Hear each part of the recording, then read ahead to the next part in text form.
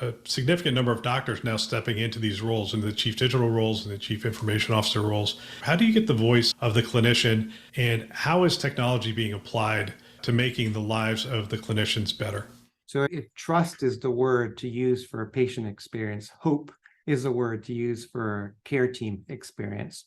And what I mean by that is I was lucky. I arrived at Emory 5 months ago, and it was about 6 months after they had implemented Epic.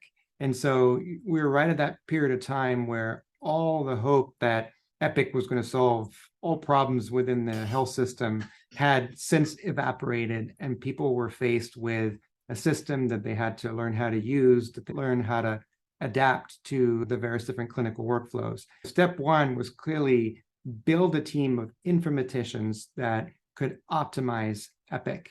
And then also build a digital academy that could house all the, not only just training, but other non-Epic training tools like how to write a robotic process automation, how to build a Tableau dashboard, how to program in Python, how to use Microsoft to the maximum of its ability. We wanted to make sure that there's a place for people to go where they could learn anything they felt was necessary to learn and make that easy.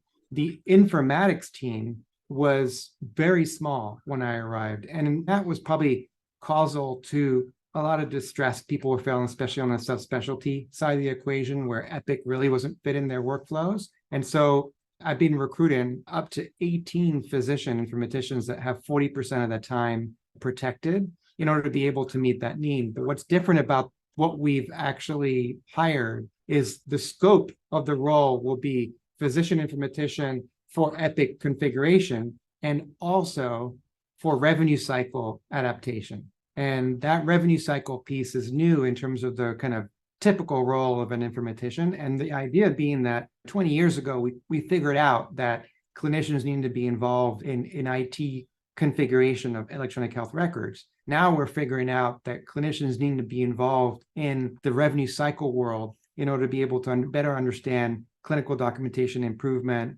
E&M coding, ICD-9 coding, CPT coding, the various different workflows when it comes to billing and so forth. And so we're actually going to use those same physicians and nurses to do what they're doing for the electronic health record to what they're doing for revenue cycle.